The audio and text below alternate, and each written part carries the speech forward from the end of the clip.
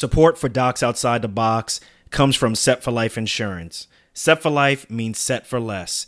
Their clients get access to the largest portfolio of discounts and unisex rates available nationwide. Check them out at setforlifeinsurance.com and tell them Dr. Darko sent you. Welcome to Docs Outside the Box podcast. This is your official show, looking inside the minds of cutting-edge and innovative doctors. Think you'll find these stories in any medical textbook? Sorry. You're getting real life insight from men and women pushing the envelope beyond medicine. Ordinary doctors doing extraordinary things. Let's start now with your host, Dr. Nee Darko. Hey docs, are you looking to learn how to become a physician leader? Then Physician CEO is for you. Physician CEO is an accelerated business immersion program designed for physicians and developed by MBA faculty from the Kellogg School of Management at Northwestern University. So learn more at www.physician-ceo.com/DOTB. What's good, everyone? This is Dr. Nee. Thank you for joining me on another episode of Docs Outside the Box. No interviews on this one. This is going to be an episode with me, as well as my special guest, my wife, my ace, Dr. Renee. What's good? Welcome to the show. Thank you, Dr. Nee. What's up, Docs Outside the Box? So we're going to be talking about locums life and all of the things that go along with being a locums doc, but we're not going to take it from the standpoint of all the good things that you hear. We're going to talk about some of the unintended consequences, some of the unintended risks of being a locums, because we've been kind of going through it right now. And Renee has this face. She has this face that y'all can't see right now. So do you want me to explain what's going on, or do you want to talk about what's going on? I just want to clarify that I am actually smiling, everyone.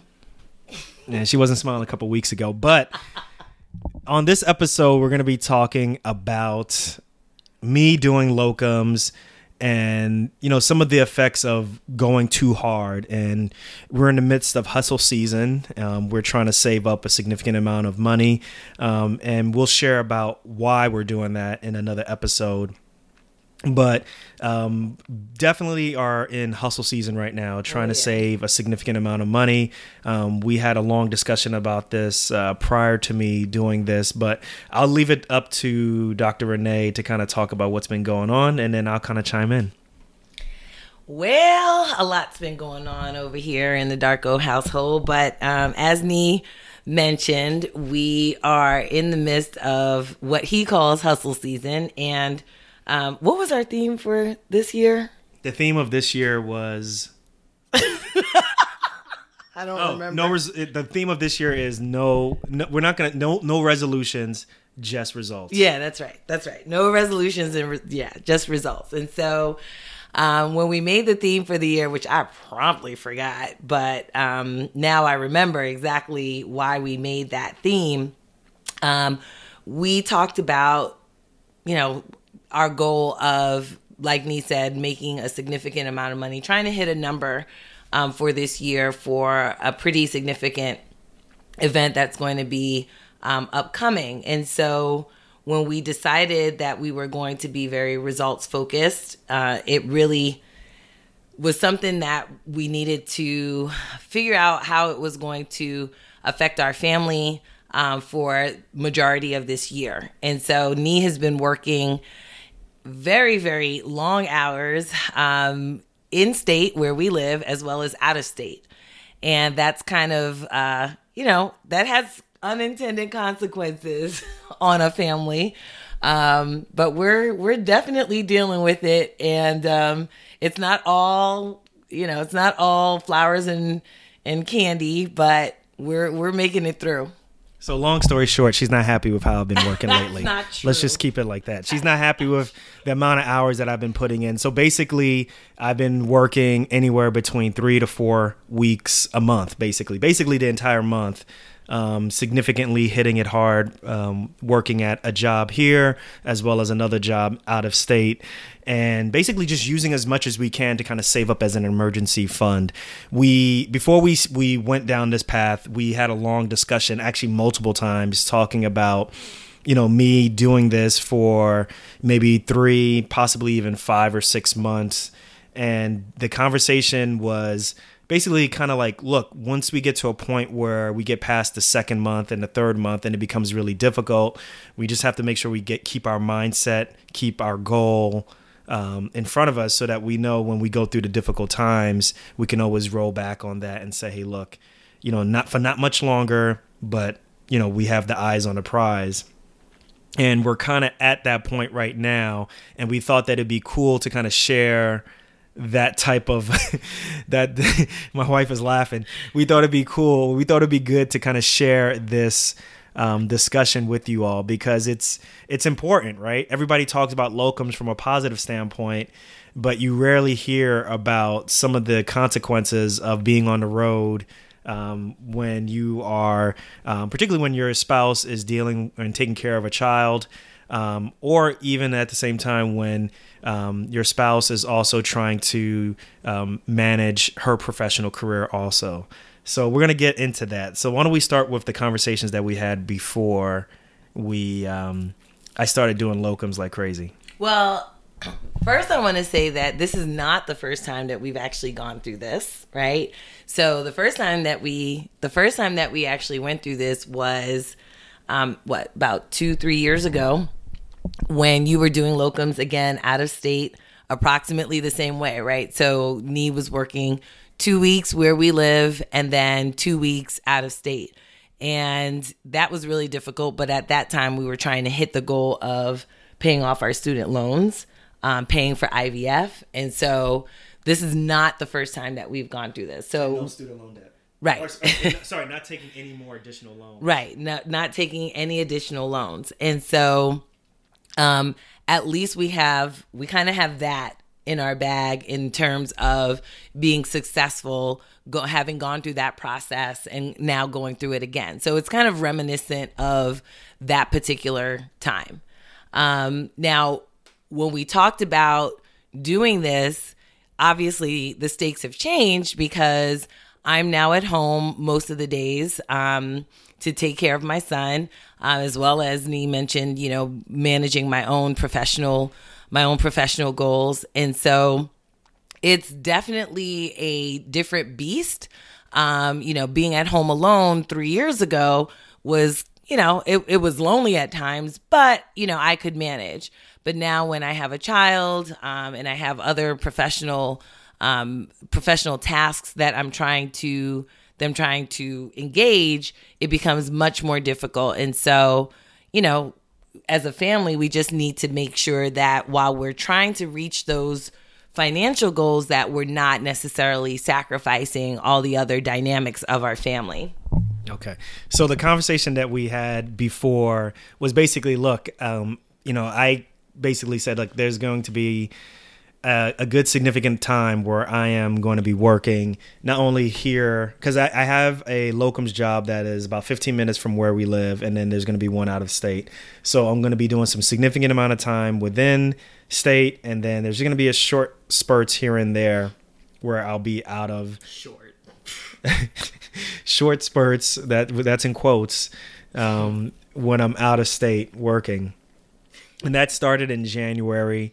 And so far it was okay the first month, and starting into the second month, I started to hear a little bit of rumblings, but we've had this conversation at least 3 or 4 times from me prior to me starting in January, saying, look, are you sure? Are you ready? Maybe we should have another family member come up. Maybe you should go home, so you can have some support. We've had those type of conversations.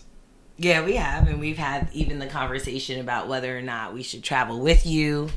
But we found that to be a little more difficult, because at that point in time, when actually we did travel with him at one point, in February, but we found that to be difficult because it was hard to get childcare, for, 10 days, while I am working on my own business ventures, I still have to run after my son. So yeah, it became a little more difficult to take those options. Well, one piece of advice definitely I would give people is, so we got an Airbnb, which was really comfortable. It's better than getting a hotel. So in February, we got an Airbnb, and this Airbnb was really nice. It's beautiful. Has a kitchenette, so she could make meals. There was, breakfast, lunch, dinner. I would bring food home from the hospital, or even bring food from a restaurant every now and then. But living in an Airbnb is a lot better than staying in a hotel. The big issue, or one of the big issues, I think, was for me, I was on night shift the entire time. Probably the biggest mistake is that we got a studio Airbnb instead of a Airbnb that had multiple rooms. And I wasn't thinking about that. But you got to think about it. When you're coming home and you're dead tired, although there's multiple beds in this studio, when my son wants to play around, he wants to play around. So I know a lot of the working moms are like, yeah, welcome to our world and stuff, basically. Exactly. So it was difficult coming home and, playing with him and spending time with my wife for, a good time. But then when it's time to literally pass out, that proved to be really difficult because, all he has to do literally is just walk around the corner and there's daddy falling asleep or sleeping, and he would jump on the bed, and it's great. But after a while, I wasn't able to get really good sleep cycles. So that proved to be really difficult.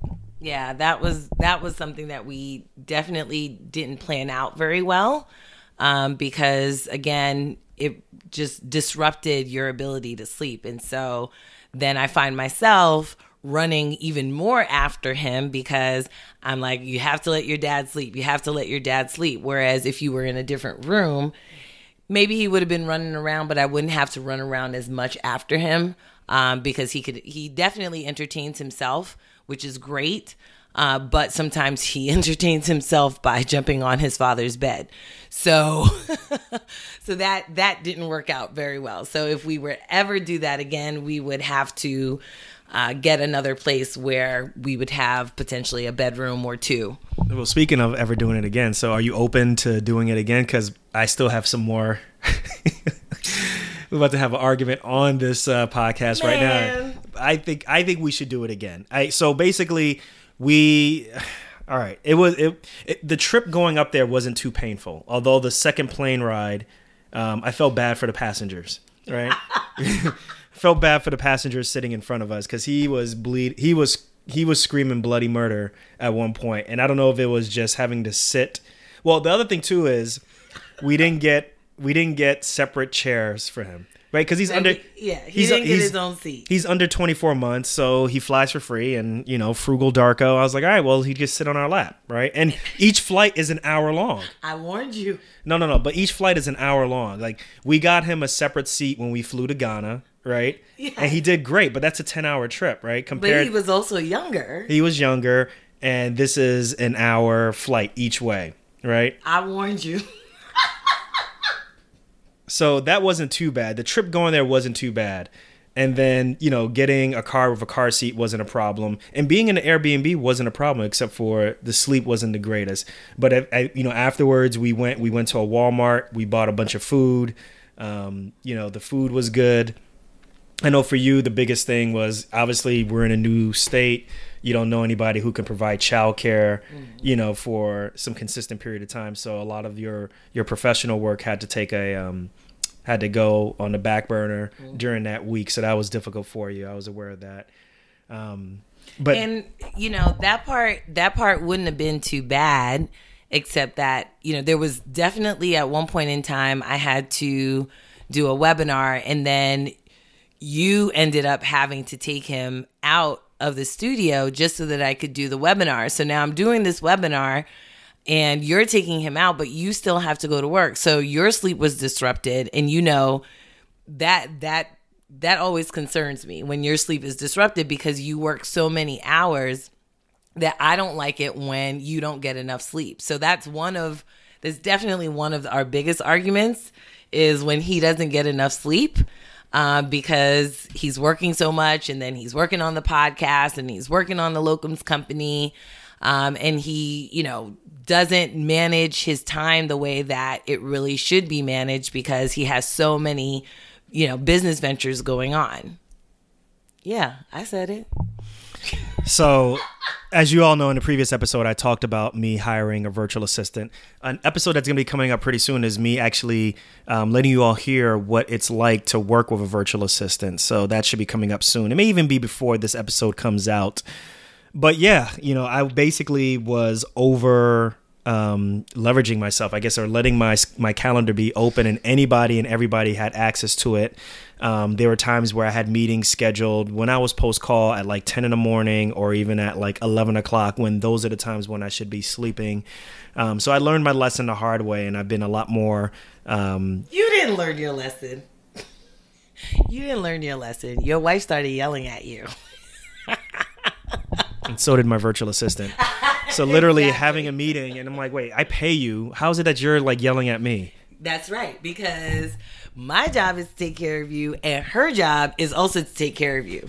So you almost got two wives there. I don't know. I'm starting to get jealous. Shout out to Cheryl. Shout out to Cheryl, because she does a good job. Actually, she does a really good job. Actually, and so that's been one of the things that I didn't talk about earlier was, not only did my son every now and then jump on me, but there were some meetings that I had around 10 o'clock to like 1 or 2 o'clock, which didn't make any sense. Rather than have the meetings at, maybe 3 o'clock in the afternoon or even 4 o'clock in the afternoon, that would have been better. But, you learn. So that week went okay, but the trip back was horrible. It was a difficult trip. You want to let them know why? Yeah, I mean, it was a difficult trip back. Not because of anything that we did, but it was winter time, and we were in the Midwest, and so we had a layover in another Midwestern city, and so you know what happens? It snows. Hopefully you get on the first flight, and then hopefully you can get on the second flight. Well, we couldn't get out of Chicago. We were being told that perhaps we would get onto another flight the next night. And I'm like, I have a baby with me. I don't have much in terms of resources left for this baby, in terms of food and everything else. And so, we would have to get some food for him and do all kinds of things. And that was really grueling. So we actually ended up driving from Chicago all the way back home, which was what? Over 8 hours. Oh, it's definitely over 8 hours. I want to say it was closer to like 10, 11 hours that we drove because we had to stop and, things like that. And that was painful. And the reason that we ended up driving was because Nee had to work the next day. So talking again about time management and just, part of the reasons that we have these heated discussions is what we'll call them is because, again, he stacks his schedule with these locums assignments. And, again, he doesn't get enough sleep. He works a lot, not just doing locums, but working on the locums business that we have and the podcast. And so it just becomes something that is really hard to manage after a while. And now, a word from our sponsor. Understanding how to run a business in medicine will put you at a unique advantage in the future. Whether it's leading a hospital, practice, or starting a new venture, the Physician CEO program will put you in focus from day one. Physician CEO is an accelerated business immersion program developed by MBA faculty from the Kellogg School of Management at Northwestern University. The Physician CEO program provides an intensive MBA-style education made up of modules, with each module covering topics from leadership to entrepreneurial ventures. Because of their individualized structure, each participant leaves the program with their 1, 3, and even 5-year business plan, all designed to function in the real world.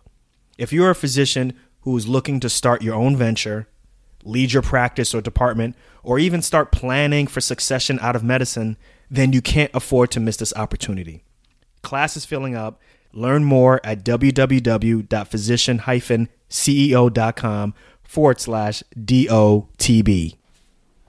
So yeah, so drove back, and then the next day I was working, and then also had the podcast course, which was good. That turned out really good.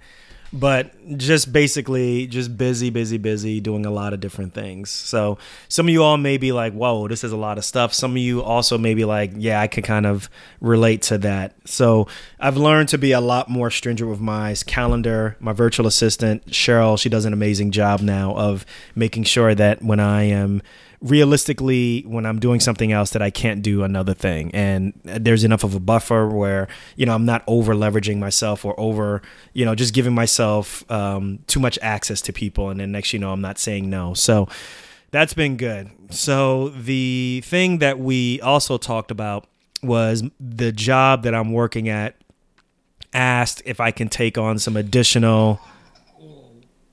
Y'all heard that? They asked if I can take on some additional dates and out-of-state job, additional dates.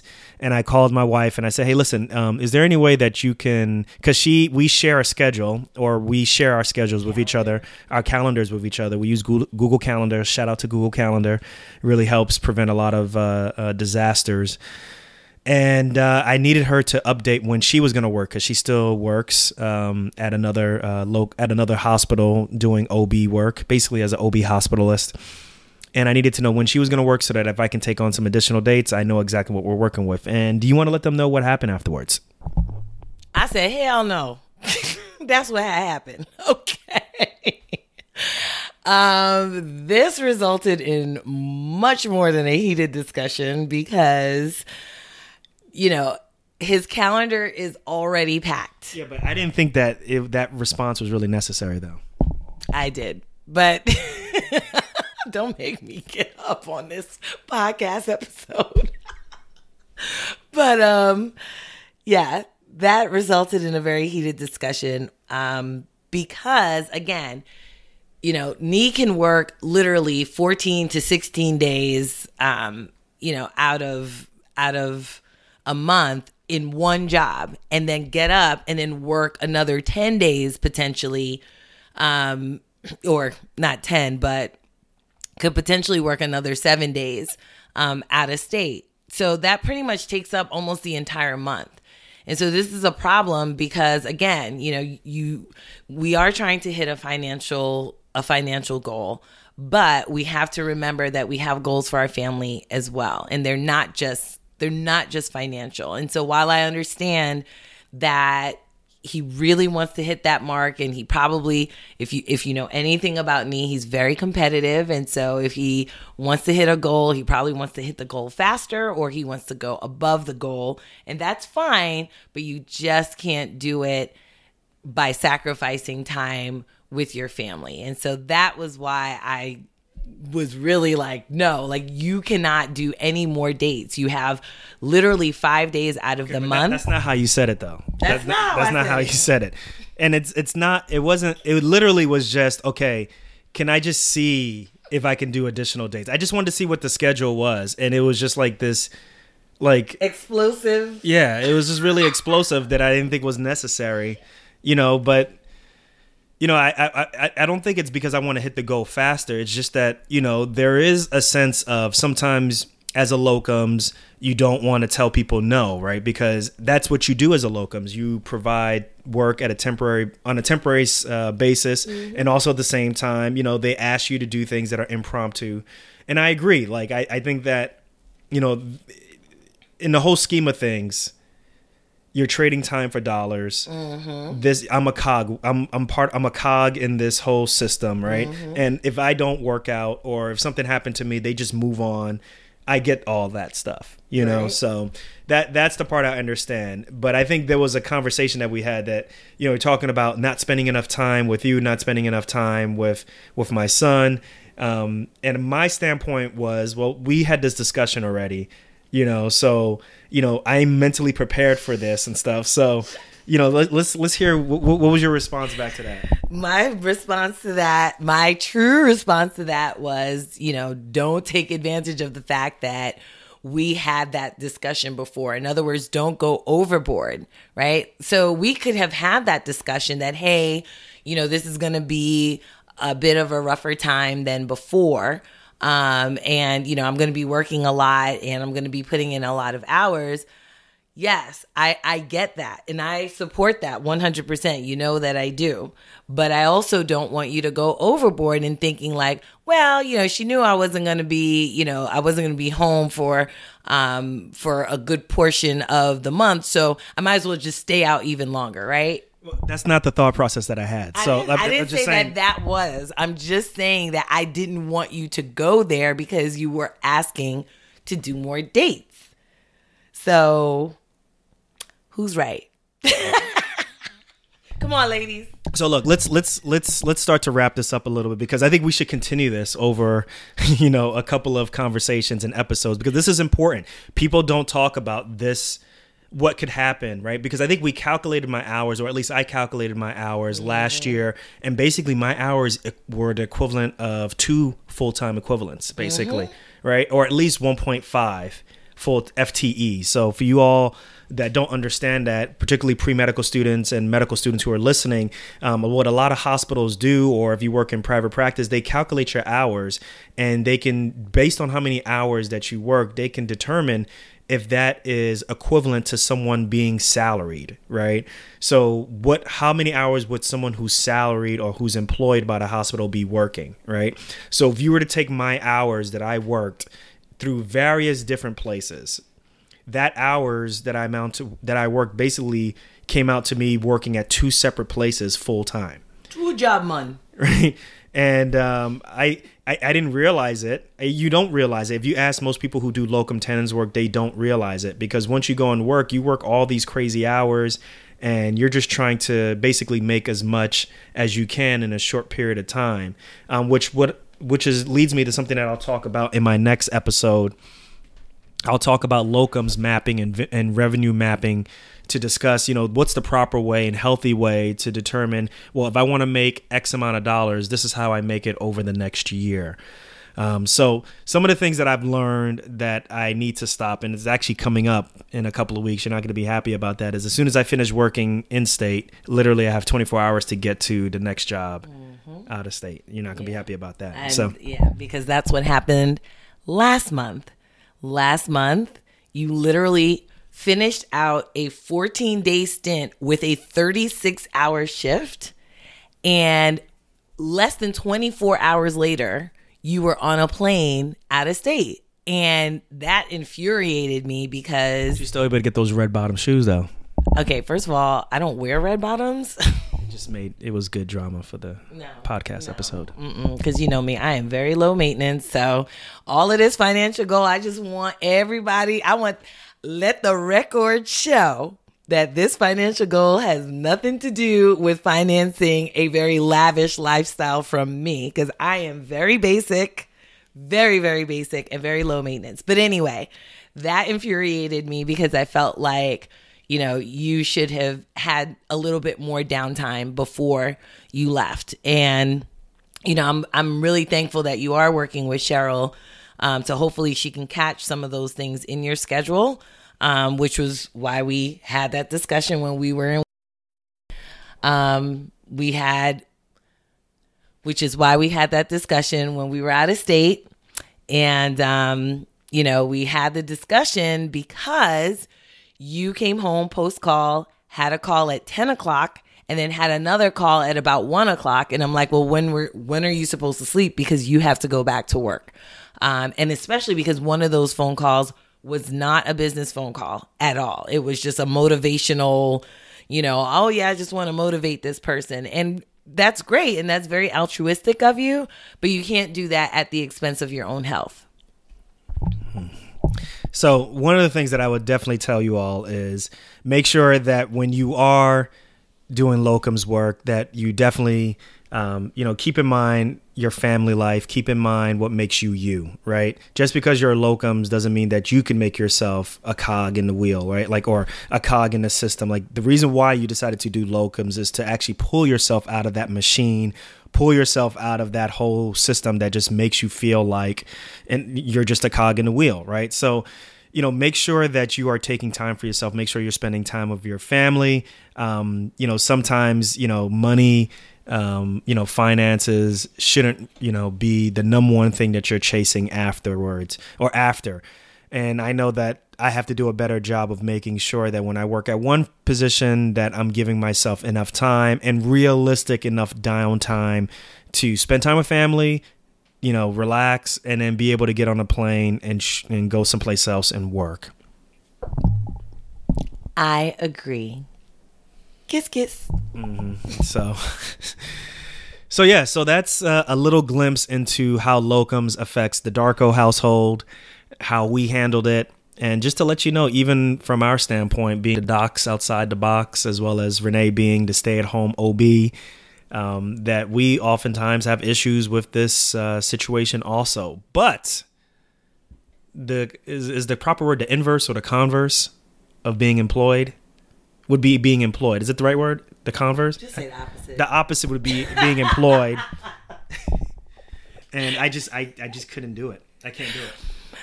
Yeah, I mean, as much as this has been, just kind of a whirlwind of a year so far, I would say that I'm still glad that you're not employed, because while we're having these discussions about you working so much, the great part is that you chose to work that much.